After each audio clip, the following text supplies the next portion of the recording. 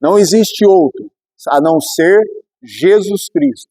Ele é o único que é o caminho, a verdade e a vida.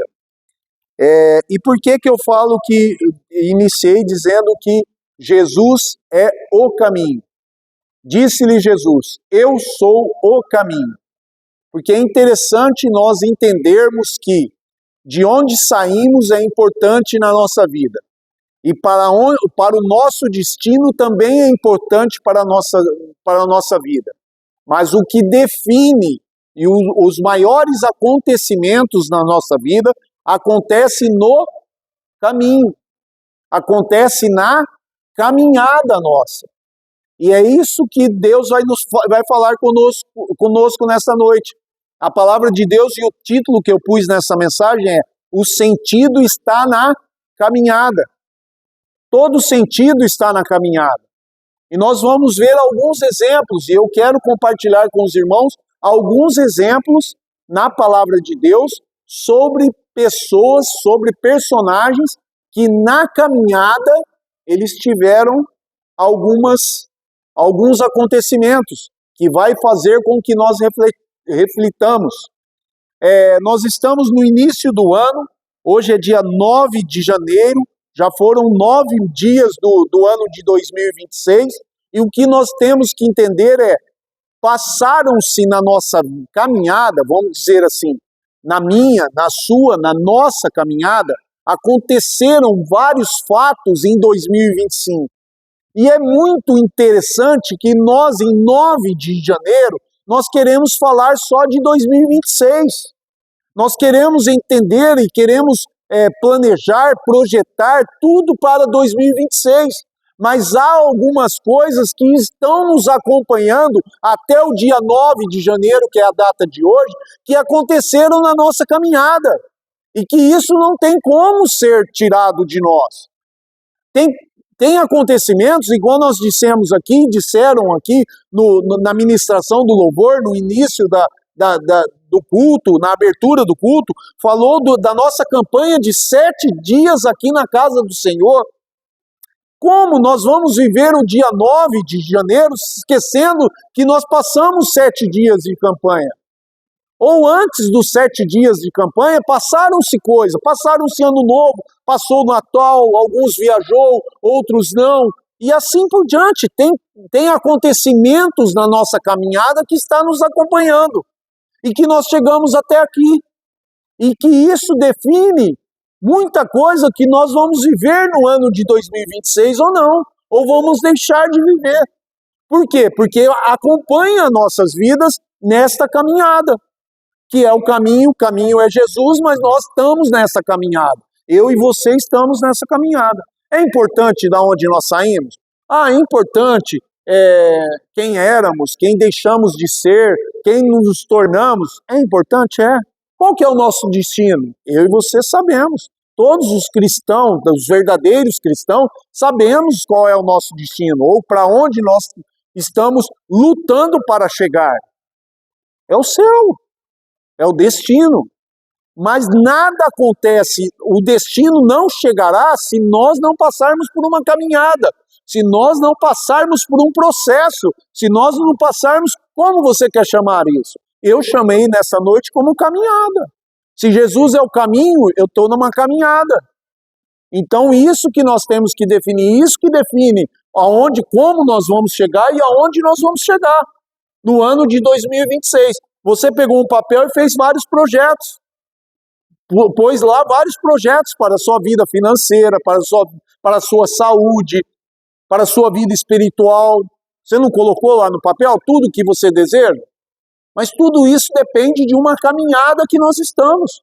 E como nós vamos chegar nesses objetivos que nós traçamos. Não tem como chegar em um destino sem ter que passar por uma caminhada.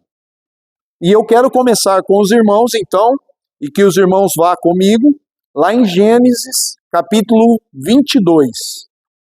Gênesis, capítulo 22.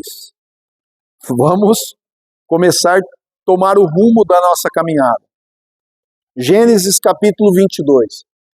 Eu quero falar de Abraão, quero falar um pouquinho sobre Abraão. Abraão, Alguns capítulos atrás, e você sabe disso, você tem conhecimento disso, você conhece a palavra de Deus e sabe do que eu vou falar agora, que Deus fez uma aliança com Abraão. E Deus prometeu na sua velhice um filho. E quando ele fez essa aliança com Abraão, e até eu te comentei esses dias sobre as alianças de Deus para com o povo, Deus fez aliança com Noé após o dilúvio e pôs o arco-íris no céu, dizendo que não mataria a humanidade mais através das águas. E quando ele acabou de fazer a aliança, então ele fez o arco-íris. Quando ele fez a aliança com Abraão, ele disse para Abraão que ele tinha que circuncidar todos os filhos da sua casa, e até os comprados que estavam na sua casa ele tinha que circuncidar. Ele marcou a aliança com um sinal. E muitas das vezes nós fazemos aliança com Deus e não marcamos essa aliança que nós fazemos com Deus. Nós fazemos alianças com Deus e deixamos de marcar essas alianças, sendo que Deus nos demonstra, e eu dei só apenas 2 exemplos, de demonstração de que Deus fez aliança com o povo e marcou essa aliança com um sinal. E nós, às vezes, não fazemos isso. Bom, na aliança que Deus fez com Abraão, na sua velhice, ele prometeu que ele teria um filho. Diz a palavra de Deus, alguns capítulos anteriores, que tanto Abraão riu dessa aliança ou dessa promessa, como Sara, sua mulher, também riu dessa promessa. E num certo capítulo e versículo, Deus diz assim a ele: há alguma coisa impossível para Deus? Ele menciona dessa forma para Abraão: há alguma coisa impossível para Deus? E Deus fez essa aliança. E ele cumpriu com essa aliança. E Abraão e Sara teve um filho. E esse filho se chamou? Isaac. Isso, chamou-se Isaac. Mas passou-se um tempo, eis que Deus aparece a Abraão aqui no capítulo 22 e pede para que Abraão sacrifique o seu único filho, dado na sua velhice, como promessa e como aliança, que ele sacrifique o seu filho. Que ele vá a um lugar determinado que Deus vai lhe mostrar e que ele possa sacrificar esse filho. Até aí tudo bem, correto? Para todos nós tudo bem, nós só fizemos a menção daquilo, dos acontecimentos da palavra, mas chega neste momento de sacrificar o seu filho, e aí eu pedi para que você abrisse a palavra de Deus comigo, em Gênesis capítulo 22, a partir do versículo 1, que diz assim: e aconteceu depois destas coisas, que tentou Deus a Abraão e disse-lhe: Abraão, e ele disse: eis-me aqui. E disse: toma agora o teu filho, o teu único filho, Isaque, a quem amas, e vai-te à terra de Moriá e oferece-o ali em holocausto sobre uma das montanhas, que eu te direi. Bom, você vai para Moriá, mas a montanha que você vai sacrificar eu vou te dizer. Não vou dizer agora, eu vou te dizer quando você estiver chegando lá. E aí, diz no versículo 3, então se levantou Abraão pela manhã de madrugada e albardou o seu jumento, tomou consigo 2 dos seus moços e Isaque seu filho, e fendeu lenha para o holocausto, e levantou-se e foi ao lugar que Deus lhe dissera. Versículo 4, inicia assim o versículo 4 na minha versão, e eu acredito que na sua também, porque eu consultei outras versões lá na minha casa. Desculpa. Inicia assim: ao terceiro dia. É assim que está na sua Bíblia? Na minha Bíblia está assim, na minha versão está assim: ao terceiro dia. O que mostra aqui então? Que Deus pediu um sacrifício, que Abraão sacrificasse o seu único filho, a quem ele amava, que foi dado por uma promessa de Deus, através de uma aliança de Deus para com Abraão. Não esqueça disso.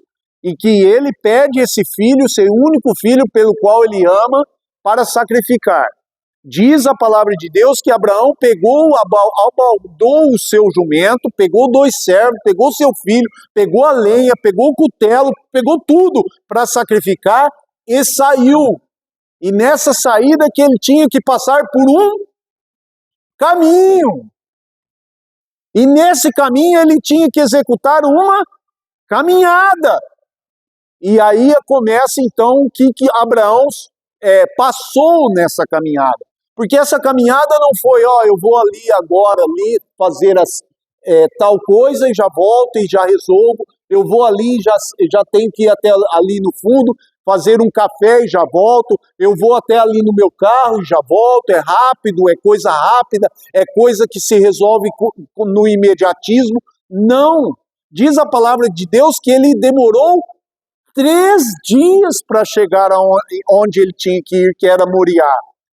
3 dias. Irmãos, a palavra de Deus não menciona isso que eu vou mensurar para vocês aqui, mas isso me leva a imaginar que Abraão, com seu único filho, a quem ele amava, caminhando, ele, o jumento, os 2 servos, o filho, por 3 dias. O que passava na cabeça desse Abraão? O que Abraão passava e mensurava na sua cabeça? Como? Deus me prometeu. Eu estava na minha velhice. A minha esposa não tinha nem as funções de mulher, ela nem menstruava mais, por causa da sua idade. Quando ele falou essa promessa para mim, eu ri, porque eu não tinha nem condições físicas e naturais para ser pai. E ele prometeu para mim. E disse para mim que se havia alguma coisa impossível para ele fazer. E tanto que a promessa foi dele, foi ele que me fez essa promessa e fez essa aliança comigo, que ele me deu esse filho. O meu único filho. O filho que eu amo. E agora ele me pede para sacrificar esse filho. Irmãos, não foi 10 segundos, não foi 1 minuto, não foi meia hora, não foi horas, não foi dias. Foram 3 dias de caminhada. 3 dias pensando e labutando e conflitando isso na mente dele. Como que isso eu vou fazer? Como que eu vou sacrificar esse único, essa promessa, essa aliança que ele fez comigo? Mas um detalhe que é o mais importante em tudo isso que aconteceu na vida de Abraão. Qual que é o detalhe e o que é mais importante que aconteceu na vida de Abraão e que eu e que você temos que aprender na nossa caminhada? Nós temos que ter fé sem pestanejar. Nós temos que ter fé sem pestanejar. A nossa fé tem que romper barreiras, condições, situações que na nossa caminhada tem que existir e tem que prevalecer uma fé que não pestaneja, que não cause dúvida, que não cause empecilho. Tudo isso que eu trouxe de ilustração e mencionei aqui, e viajei mencionando aqui, isso não aconteceu na vida de Abraão. Por quê? Porque o que ele tinha no coração dele era fé, sem pestanejar. Porque se ele tivesse uma fé que pestanejava, ou uma fé que era duvidosa, e a pastora falou aqui no último culto, que você confiar em Deus não tem como, é como virgindade, você viu ela falando isso? Porque que é como virgindade, ou você tem, ou você não tem, ou você confia, ou você não confia. Então isso é uma fé sem pestanejar, porque como que eu tenho a garantia que Abraão teve essa fé sem dúvida alguma? Ele abaldou o seu jumento, ele pegou os 2 servos para ir com ele pegou o filho, ele pegou a lenha, ele pegou o cutelo e ele partiu. Assim mostra que ele tinha uma fé sem duvidar. Nesses 3 dias, em nenhum momento ele pensou naquilo tudo que eu passei, que eu falei para você, que eu mencionei para você, porque ele tinha certeza que ele tinha que cumprir aquilo que Deus pediu para ele. Deus pediu algo para ele que, para mim e para vocês, como seres humanos, nós temos aqui várias famílias que têm um filho só, como eu também tenho, e que eu imagino se Deus vir para mim e pedir meu filho, o meu único filho. Ah, não, Ademir, você está dizendo então que as famílias que têm mais filho é mais fácil? Não, não estou dizendo nada. Não estou dizendo que é fácil para ninguém. Eu só estou dizendo que a dificuldade de Abraão, eu tento imaginar a dificuldade de Abraão. Em nenhum momento ele pestanejou, em nenhum momento ele duvidou. Ele pegou tudo e cumpriu aquilo que Deus falou. Em nenhum momento ele questionou, ou até mencionou, até conversou com Deus na hora da promessa, na hora da aliança, mas na hora do pedido não. Na hora do pedido ele foi e executou, e pegou a sua caminhada e foi para onde tinha que ir. 3 dias, e foi embora. O que conversavam com ele? Não sei. O que os servos dele falavam para ele? Não sei. O que o filho dele falava para ele? Na caminhada? Não sei. A única certeza que eu e que você temos que aprender nessa noite é que nós temos que, na nossa caminhada, ter uma fé que não pestaneja. Uma fé que não seja duvidosa. Uma fé que seja constante e consciente naquilo que nós queremos. Primeiro fato, vão ser 4 fatos. Então, primeiro fato, nós não podemos duvidar. Nós temos que ter uma fé que não pestaneja. Mas eu tenho que terminar esse texto. Diz assim, versículo 4, ao 3º dia levantou Abraão seus olhos e viu o lugar de longe. E disse Abraão aos seus moços, ficai-vos aqui com o jumento, e eu e o moço iremos até ali, e havendo adorado, tornaremos a vós.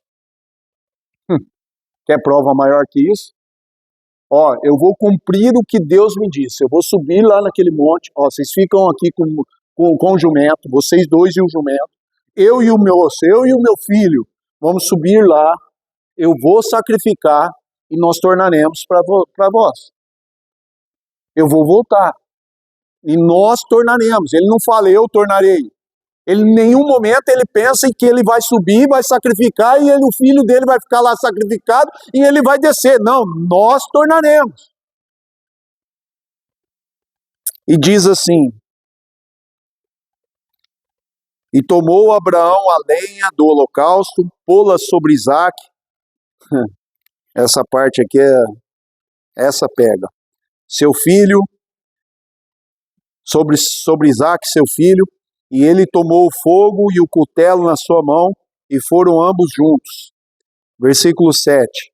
Então falou Isaque a Abraão, seu pai, e disse, meu pai. E ele disse, eis-me aqui, meu filho. E ele disse, eis aqui o fogo e a lenha, mas onde está o cordeiro para o holocausto? Meu pai, eu estou vendo fogo, eu estou vendo o cutelo, eu estou vendo a madeira, mas onde está o holocausto, o cordeiro para o holocausto? E aí? Sem pestanejar, Abraão olha para o seu filho e fala, Deus, veja aí no versículo 8, Deus proverá para si o cordeiro para o holocausto, meu filho. Assim, caminharam ambos juntos. Fé sem pestanejar. Vamos então para o segundo exemplo dessa noite. Eu quero que você vá comigo em 2 Reis. Também é um acontecido, assim, muito conhecido por todos nós. 2 Reis, capítulo 5. E é o segundo exemplo que nós temos que ter em nossa caminhada, já que o ano está se iniciando, e que nós todos nós viemos de uma caminhada e continuamos nesta caminhada. E enquanto Deus não voltar, Jesus não voltar, ou nós partirmos dessa terra, nós estaremos nessa caminhada. E sempre lembrando que viemos de uma caminhada, porque o último tópico você vai entender o porquê eu falo em vir de uma caminhada. Eu vou ler aqui em 2 Reis, capítulo 5, versículo 12. Eu vou falar de um fato de um homem que chama Naamã. Naamã, ele estava coberto de lepra. Eu já até preguei sobre esse texto algumas vezes, mas ele estava coberto de lepra e a sua serviçal, a pessoa que trabalhava na sua casa, disse para ele: se você conhecesse o profeta que há em Israel, você iria lá e seria curado. E Naamã pega presentes, tudo, vai até o rei, fala com o rei, e o rei fala: mas como eu posso te curar? Vai até o profeta. E ele foi até o profeta, chegou na casa do profeta, o profeta nem na porta saiu para atendê-lo, mandou o seu servo falar com ele, e falou com o servo, chegou lá e atendeu Naamã. E o profeta falou para Naamã, pediu para o servo falar para Naamã: ó, vai e lava-se no rio. E 7 vezes, aqui no rio de Israel. Aí eu quero falar então da caminhada de Naamã. Diz a palavra de Deus que Naamã saiu daquele local no versículo 11. No versículo 11, vamos ler junto então para entender melhor. Diz assim, ó: porém Naamã muito se indignou e se foi dizendo: eis que eu dizia comigo, certamente ele sairá, por-se-á em pé, invocará o nome do Senhor seu Deus, e passará sua mão sobre o lugar, e restaurará o leproso. Eu achava que ele ia fazer tudo isso, ia pôr um tapete vermelho para mim, porque eu sou importante. Eu trouxe vários presentes para ele. Olha o que eu trouxe para ele. Olha o que eu vou dar para ele. Olha o que eu contribuo na igreja. Olha o quanto eu oferto na igreja. Olha o quanto é o meu dízimo na igreja. Eu acho, então, porém, entretanto, que tem que ter um tapete vermelho para eu passar, que eu tenho que ter um tratamento diferenciado. Eu tenho. Naamã falou dessa forma. E disse Naamã dessa forma, e então saiu para a sua caminhada. E nessa caminhada ele falou: mas como? Ele pede para mim lavar-se neste rio aqui de Israel, sendo que lá na minha terra eu tenho tal rio e tal rio, que são muito melhores que este rio. Como? Se fosse para me lavar no rio, eu lavaria naquele que tem lá na minha terra, no meu reinado, na onde eu domino, na onde que eu tenho poder, na onde que eu tenho prestígio. Talvez carregariam eu até dentro do rio para ser lavado. E ele fala isto. Segundo fato que nós temos que aprender na nossa caminhada. E está no versículo 12, eu quero que você leia comigo. Versículo 12 e 13. Isso, 12 e 13. Então disse no 12: não são porventura Abana, Farpar, rios de Damasco, melhores do que todas as águas de Israel? Não me poderia eu lavar neles e ficar purificado? E voltou-se e foi com indignação. Foi com indignação pelo caminho, na sua caminhada. Versículo 13. Então chegaram-se a ele os seus servos e lhe falaram e disseram. Segundo aprendizado que nós temos que ter na nossa caminhada: tenha sempre pessoas do seu lado para te alertar a direção correta a ser tomada. Sempre tenham pessoas que alertam você para onde deve seguir, para onde você tem que continuar a sua caminhada, para te alertar a direção que você está caminhando, se é a direção correta ou se não é a direção correta.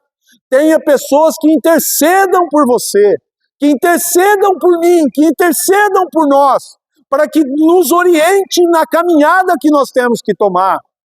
Esses dias mesmo, eu estava conversando com uma pessoa E eu disse para ela, eu falei assim, mas você tem líderes espirituais na sua vida, você tem orientadores espirituais na sua vida, por que que você não senta e conversa com eles? Por que que você não dialoga com eles? Por que que você não expõe a sua vida do como que está, para que direção tomar na sua vida? Pare de pedir conselhos para amigos, para pessoas que estão distantes da sua caminhada, que não vão chegar a lugar nenhum com você. O que nós temos que entender é que na nossa caminhada, nem todos que estão ao nosso lado vão chegar na onde eu e você temos para chegar. Nos objetivos que você pôs para 2026, vão ter muitos que vão ficar pelo caminho. Vão ter muitos que vão se desvencilhar de você. Poxa, eu não estou falando para meninos aqui. Eu estou falando para uma igreja madura, para pessoas maduras. Quantos na sua vida, eu tenho 52 anos, irmão, quantos na minha vida ficaram pelo caminho? Quantos? Em números, eu não consigo numerar para você quantas pessoas ficaram pelo caminho. Que eu achava naquela época que se você me perguntasse, eu falava, não, esse vai comigo até os cafundéus. Eu diria para você dessa forma. Eu achava naquele instante. E nem por isso estão comigo até hoje. E nem por isso estão na minha caminhada até hoje. E nem por isso estão compartilhando da mesma caminhada e do mesmo objetivo que eu tenho para a minha vida hoje. Ficaram pelo caminho. E quantos hoje, no dia 9 de janeiro, você pensa, quantos vão ficar pelo caminho? E fica pedindo conselhos para amigos, para pessoas que estão te ladeando. Tem pessoas que te amam, que quer teu bem, que quer dar uma orientação espiritual para você, que é usada por Deus, que busca Deus. Busque essa pessoa, marque um horário, fale com ela. Tem pessoas que têm receio, ela não tem chicote lá dentro do quartinho dela. Eu te garanto isso, porque se tivesse eu nem aqui estaria. Quantas vezes eu já entrei lá? Pode entrar, conversa com ela, conversa com o pastor. Tem uma orientação, foi isso que eu falei para essa pessoa alguns dias atrás. Vai lá, conversa. Tudo que você está me falando, você está sem definição nenhuma. Eu falei, você está sem direção nenhuma. Você está caminhando por caminhar. Você está fazendo igual o Zeca Pagodinho, deixa a vida me levar. É isso que você está fazendo. Vai buscar uma orientação. Você tem pessoas espirituais, líderes espirituais para te dar essa orientação. Então faça com isso. Então eu quero te dizer, segundo o ensinamento que nós temos nessa noite, tenham pessoas que te orientem o caminho que você deve seguir. Tenha pessoas do seu lado que te direcionem o caminho que você deve seguir. Pessoas que estão realmente, pessoas de Deus, pessoas que têm procedência bíblica de oração para te dar um conselho, para te falar, não faz isso não, faz isso.